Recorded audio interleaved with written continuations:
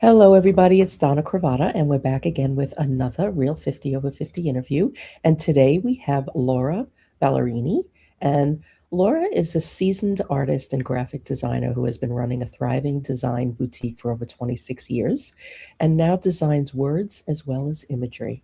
With over 40 years in the design industry as a whole, Laura sees the influence that art and design have in our daily lives. Through her unique creative lens, she shares personal stories that illustrate countless ways art and design affect all of us. She's the recipient of a Summit Creative Award, a Webby Award, and an avid traveler visiting galleries around the world, learning about various cultures, their people, and their passions. She's the best-selling author of The Green Velvet Chair, which is in its second edition, and has recently found her inner badass and radiates her quietly fierce disposition in her work, in her life, and from the back of the room. Welcome, Laura. Thank you, Donna. Thank you for having me today. Appreciate it. Oh, I'm so happy to spend some time with you and introduce you to people. So let's talk about stories. I think we both really love stories and well, like what it means when when you lead with the story, when you show a bit of vulnerability, when you let people see who you are. Yeah, storytelling has been, it really changed my life. I've always been a quiet, shy introvert, didn't talk much, usually, sat at the back of the room and listened. And as I was getting older in my career, I realized I really need to learn how to speak and be more articulate. So I took a storytelling workshop through actually Adele Fedoric, and I worked with her through several workshops, and it was great because she talked about story moments and just Mm. capturing that little moment. They may happen several times a day, and just capturing those. And actually we captured them in a spreadsheet, and then later we'd go and pick the one that we liked and wrote a story about it. And Mhm. that's where I started writing stories, working in this workshop, presenting our stories to the group. And I realized, oh my gosh, I can make people laugh, and I can make them cry, and I can Mhm. actually get some emotion from this group. And I realized, okay, there's something here. My stories are compelling, and they're some of them are just little stories, but they somehow touch a nerve, or Yeah. they're kind of universal stories that everyone can go, oh, I can relate to that. I felt the same way. And that's where I realized the power of storytelling. And I'm a designer, so basically I am telling stories, and I have been telling stories through graphics Mhm. my whole career. But through this storytelling workshop, I realized, oh my goodness, the power of combining words with visuals is such a powerful um, set of tools. So it's been great. And as you know, I've been working with Kathy Sparrow, who is my editor on my book, and through Adele and through Kathy, Mhm. it's been a real, they really changed my life and how I speak, how I articulate my design, as well as stories of everyday life. So it's been a real game changer. That's amazing. And, I'm sure you experience this as well. This, like when you work with clients, they often think they don't have any stories to share. Exactly. Exactly. And the last couple of years, when I first started out as a young designer, it was like, okay, what colors do you like? What Mhm. brands do you like? What's your tagline? And I would kind of take direction from those simple things. And Mhm. as I got older, I started working with an associate, and we started doing discovery sessions with Mhm. clients. And that's where we're not starting with your favorite colors, and we're not starting with what your tagline might be. We're starting with, why did you start this company? What was Mm. the passion? What was the change that you want to make? That is the brand. Yeah. And we kind of dig right deep into the roots of, why are we here, and why are we building this brand for your company? That just changed the whole landscape, right? And Yeah. even the client lit up going, oh, I've never been asked these kind of questions. Didn't think about it. You're asking questions that are new to me. So Yeah. all of a sudden we're learning as, the brand designers, but they're also learning, going, never thought of that question. So I found discovery session is helping me as a designer. It's also helping the client. We're digging deep. This isn't Mhm. about colors and taglines. We'll Mhm. get there, of Yeah. course, That's but the it's really lipstick. about, yeah. Yeah. And I don't do lipstick, just to be clear. Design is not putting lipstick on an application or a website. No. Design is so much deeper than that. It's really about creating emotion, Yeah. visual emotion with strong words. Yeah. I always like to say, you want to create marketing that people feel before they can hear it or see it. Absolutely. And because that's when you know. I mean, like what Exactly. like what we were talking about before we went live, you can't create viral. Viral happens when people have an emotional reaction to something. And, Exactly. you can do your best to try and create that situation, but you can't predict it. Yeah. No, that's very true. Very true. And that's why even when I design, we go through a discovery session, then we come up with a plan and we go through lots of iterations of design, present to the client before we actually get there. Brand design is the hardest. Logo design, brand design, that's the hardest thing in my Mhm. career to do because it's so subjective, it's so personal, and it is that emotional bond Mhm.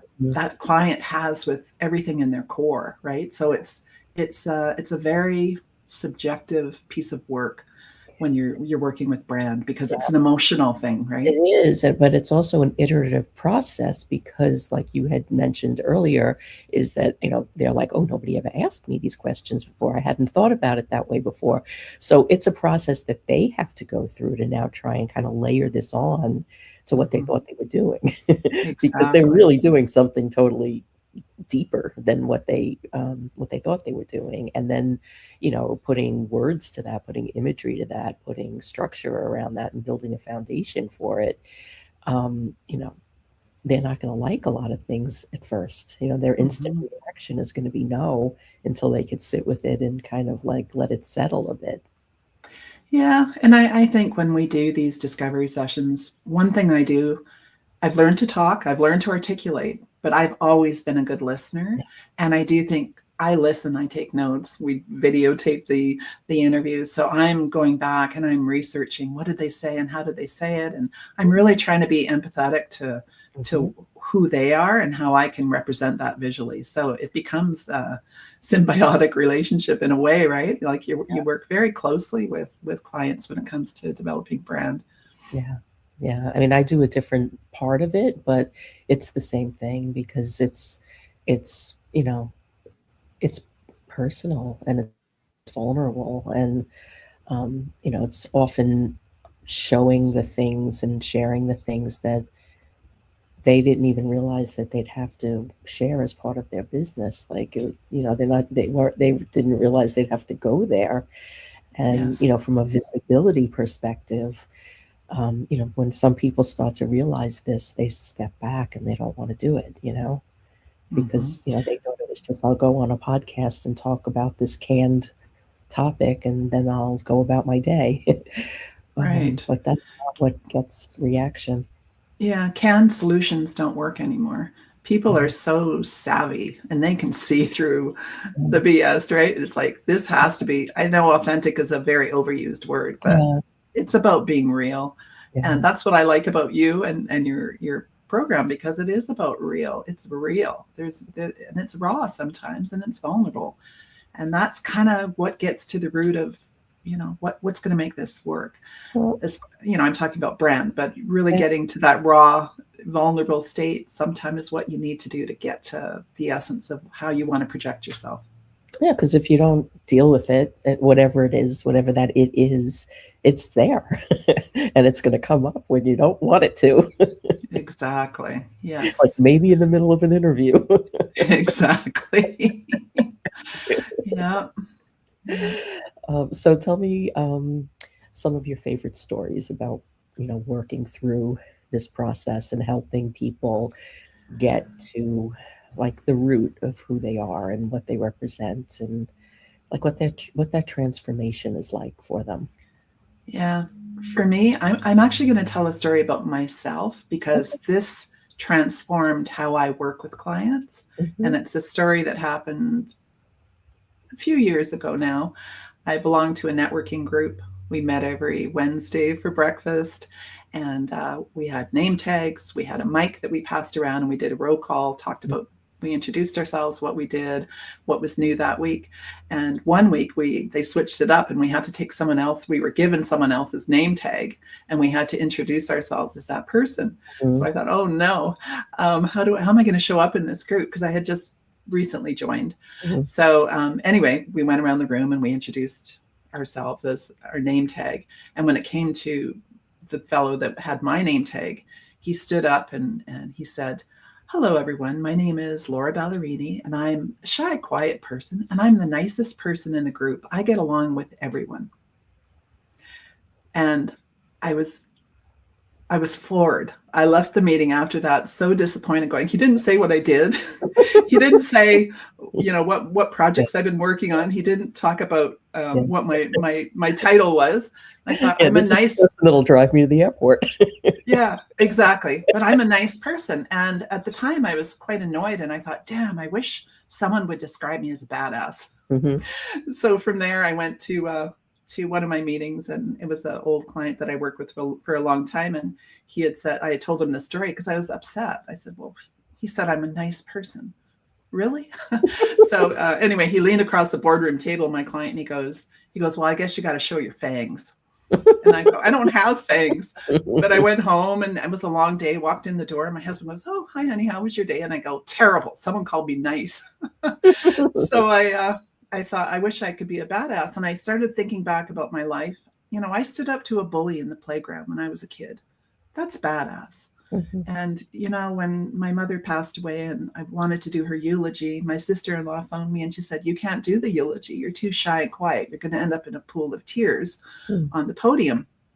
I know she was saying that for my goodwill, to protect me. But I said, I just hung up the phone and said, just watch me.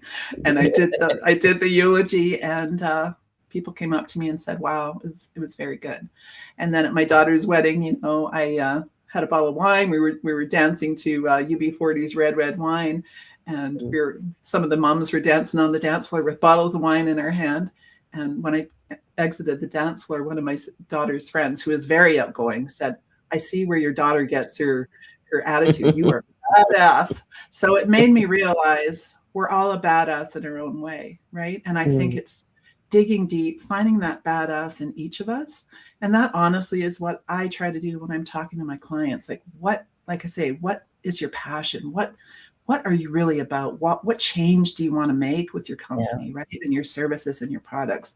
So that story, it defined me because it made me dig deeper and go, I am a badass, even though I'm quiet and shy. And by the way, being called nice, I'm very, very pleased that people would describe me as a nice person, because in today's world, we need to lead with being nice and being kind. So looking back now, feel privileged that that's how he described me. Well, you needed a balance. You weren't being fully represented. So do you put badass on your name tags now? No, I had a website called Badass Ballerini, and I actually changed it to lauraballerini.com. It was a bit cringy because I am that shy, quiet person, and that URL was it was kind of cringy as time went on. You know what? I think it's not something that you need to lead with. I think it's something that people just need to learn through interaction. You got it. I completely agree. And that's where I've come to realize that I changed my URL to lauraballerini.com. It just feels better. Yeah, and it makes it so much easier for people to find you. Yeah. So now tell me, I'm sorry, go ahead. No, go ahead. Tell me about your book. Yeah, so my book, honestly, it's a labor of love. Like I say, I worked with Kathy Sparrow, who helped me edit it. I had done it's a series of short essays. So it's not a novel. It's not a book that you have to read from end to end. It's a book that you can pick up and read one chapter at a time. It's a labor of love. I worked through it with Adele originally, and then she introduced me to Kathy, who has been such a great guide for me through book writing. And every chapter is about, for me, art and design in many aspects of my life. And it's funny because there's a story about being in high school and being, the fat, ugly kid that no one really talked to. And I'd have people that would email me after reading the book and go, I didn't know you had problems in high school. That was me. So I realized, I said it earlier, but stories are so universal. Mm. And me and her we kind of connected a little bit, but when she read my book, we connected. We connected on a deeper level, right? And, I recently met one of the neighbors and she goes, oh, and I dropped off my book with her. She came over after she read my book. I just had met her. She gave me a big hug and she goes, I feel like I know you. We have so much in common. So what story writing has done for me and storytelling is made me connect with people that in many ways I would not have connected with them. Mhm. And that's where it transpires into my work as well. It's like, I'm talking to my clients at a deeper level.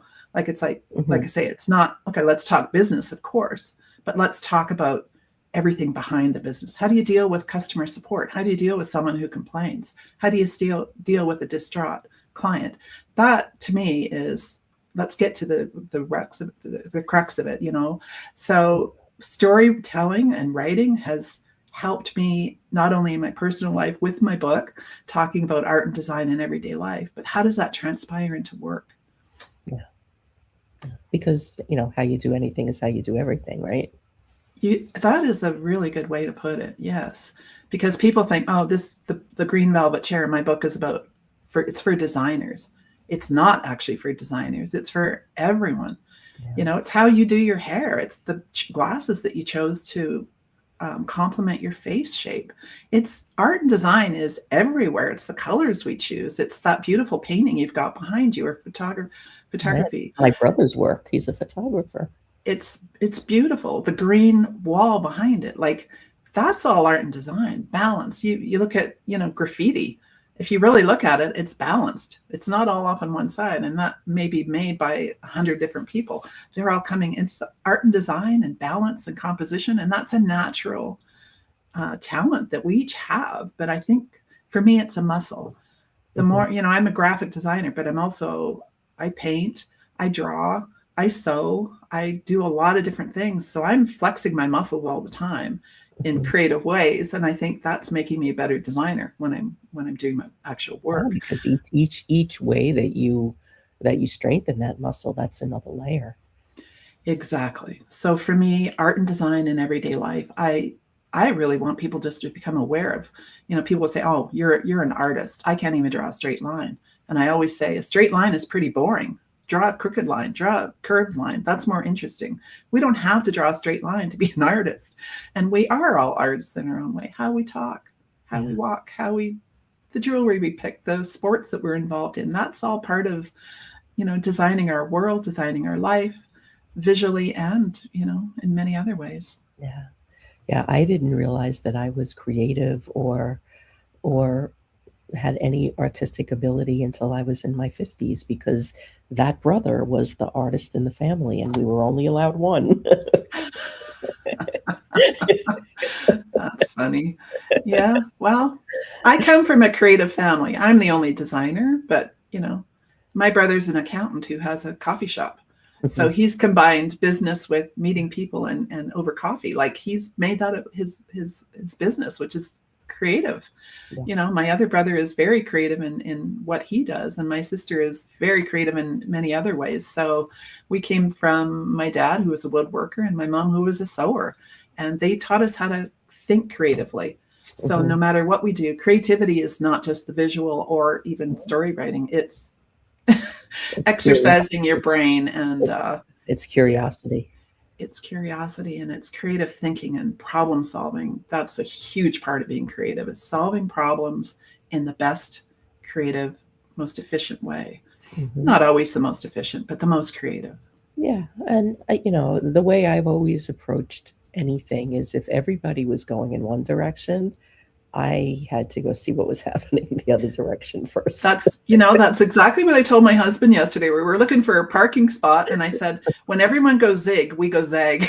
Yeah. So instead of following everybody, let's go zag. Yeah, that's not necessarily the best way. We don't know that yet. Yeah, yeah. But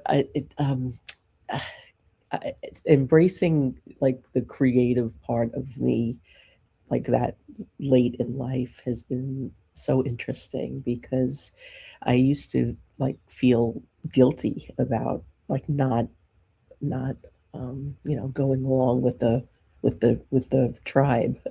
Mhm. But now it gets me so excited because every day I start with like, okay, what's going to happen today? It's not going to be what I think it is. Yeah. And I obviously you were always creative. You just started Yeah, I using the didn't word know. to describe you, right? Yeah, I didn't know. I was creative in the ways and more practical ways because I was the one that had to take care of everybody and do all the Yes. things. But Yes. um, just giving myself the permission to be creative opened up so many different um, ways of thinking and opportunities and connections, and it's been life changing. I mean, even the storytelling. I've been doing this for years, and I didn't realize it for years. Yeah. And I didn't realize what I was doing because, it was just, I had to get things done. Yes. So people embrace your creative side as soon as you possibly can. Hmm. And I do believe storytelling is a huge part of business because we all can resonate with the story. We can't always resonate with the technical aspects of what you're doing and how you're doing it. But when you tell me that's going to change lives because of this, this, and this, okay, that's a lot more interesting. Now I'm intrigued by what you do in your work. So People, yeah, storytelling, people don't care till they can feel themselves in yes, what you're presenting, yes, definitely, I agree with that.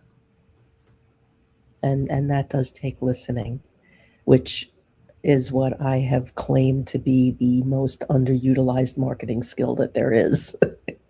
Amen. Yes, when we're listening, we're learning, right? Yeah. Yeah, listening is such an important skill.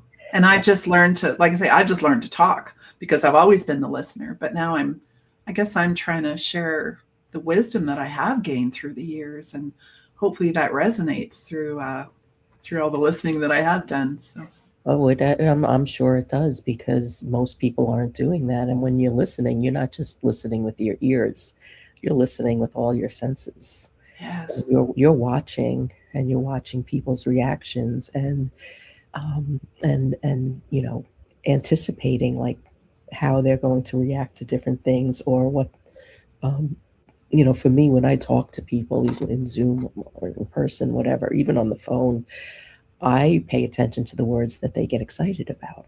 yes, I call them internal keywords love that. because that's what they're going to react to.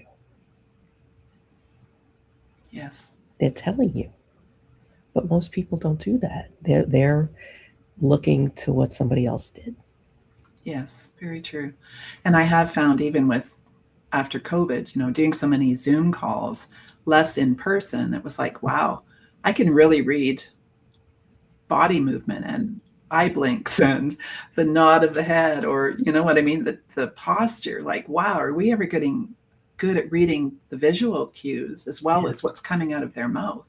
Like, I Yeah. think we've become very perceptive at who people are and what they're saying and what's important to them. And I think that's a real gift in many ways. COVID was not a gift, but good things came out of that in many ways, right? Well, when you're like this on Zoom, there's no distractions really. There's no other people around. There's not much going on that's going to take your attention away, and you could really focus. And the other thing that I think is interesting, and I'd love to hear what you think about this.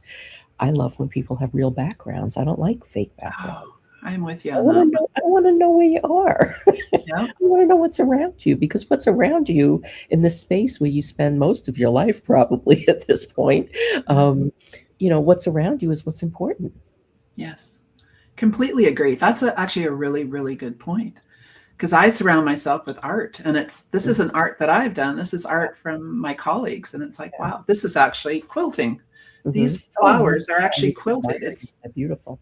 It's incredible, and this room inspires me. But it's not my work. It's people that I've worked with through the years. That it's like now they're sales reps are now painters and artists and very gifted. And it's like, can you imagine going from sales in a painting? And it's like, wow, you are expressing yourself in a way that I didn't know you as a sales rep. Mhm. So it's like we do have that hidden artistic talent, and man, it's liberating to expose it, right?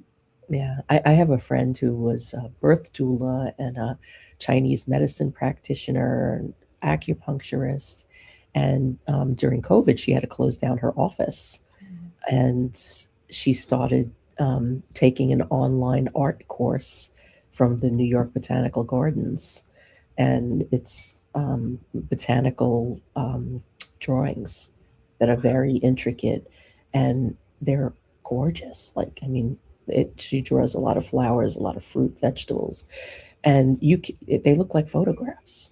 Wow, They're beautiful. absolutely beautiful. And this is what she's doing now. And she's like doing art shows, and she's so happy. She's teaching classes. And it Beautiful. was something she did like 30 years ago before she had kids. Wow, I love that.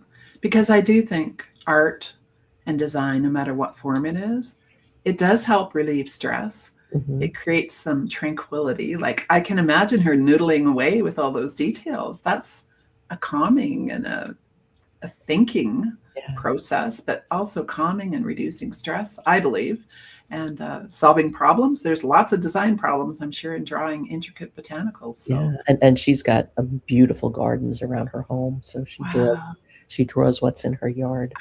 I love that. I'll send you Beautiful. a link to her website. Oh, I love that. Beautiful.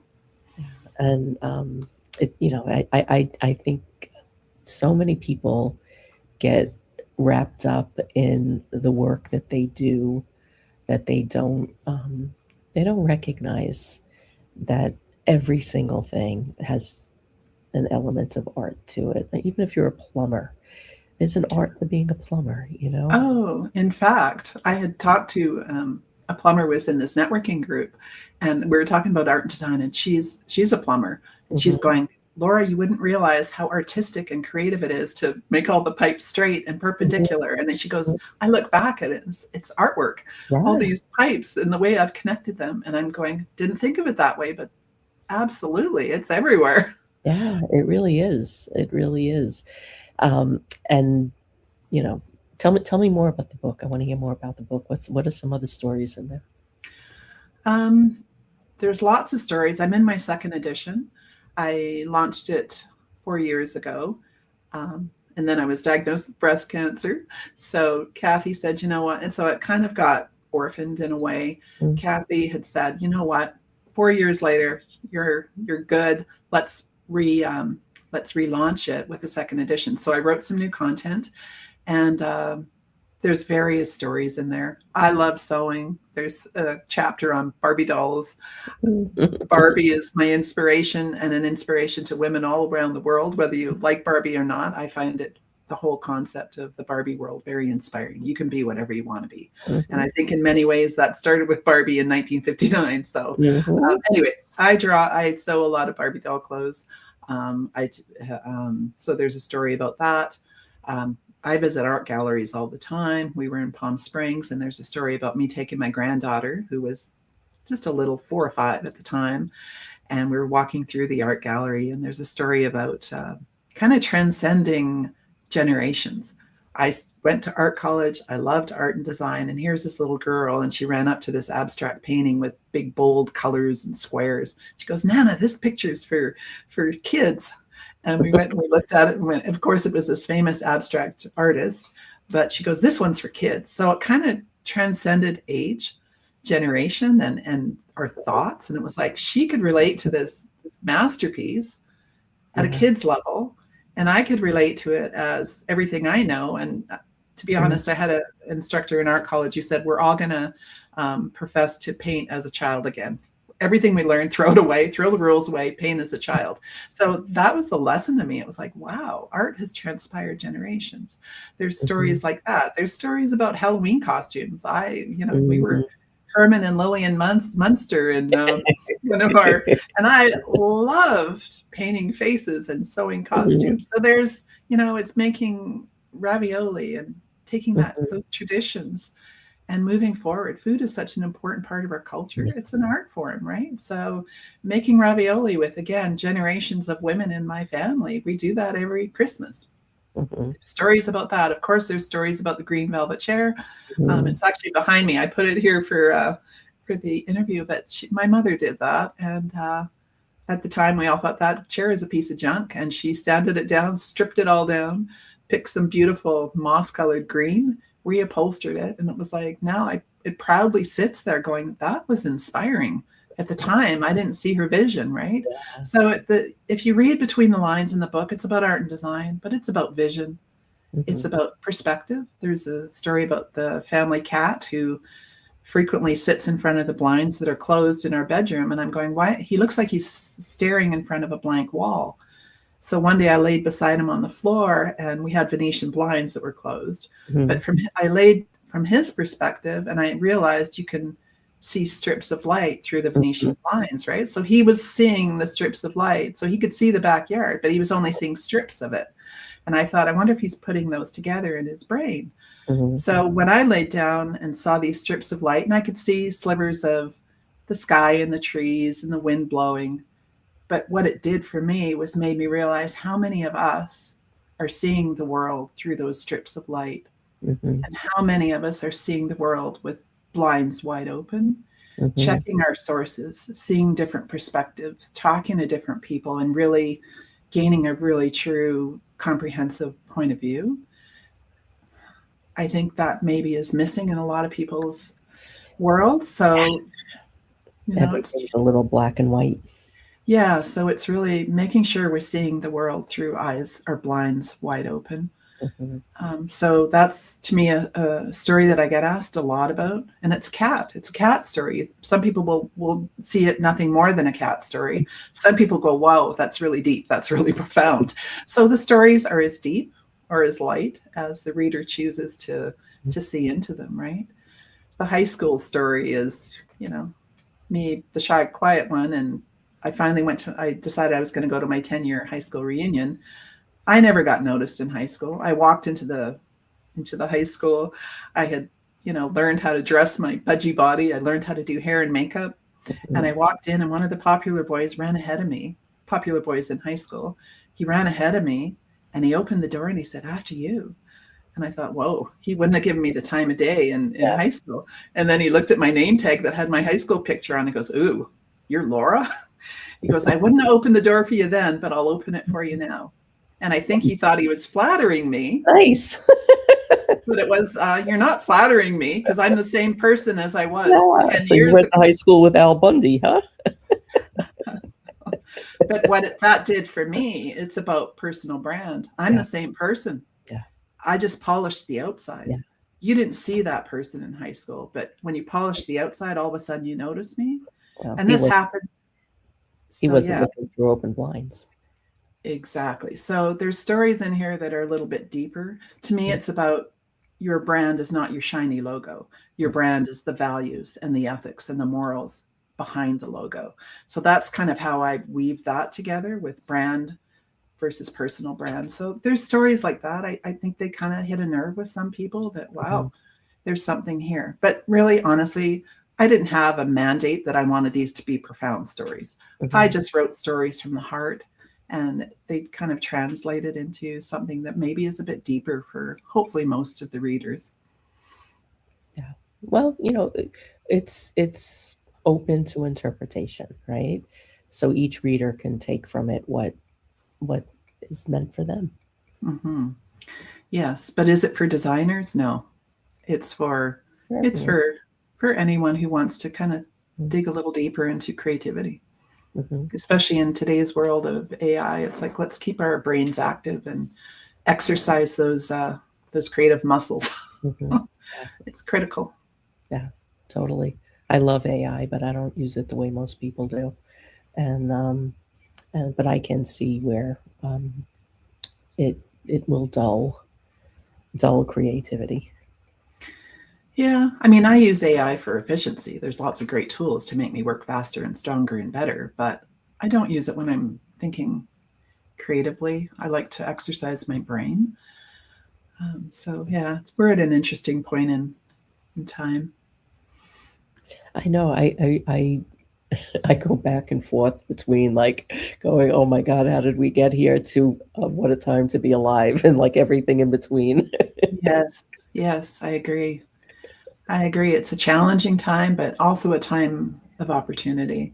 And like I said earlier, I'm leading with kindness. I have come to that as my way to move forward.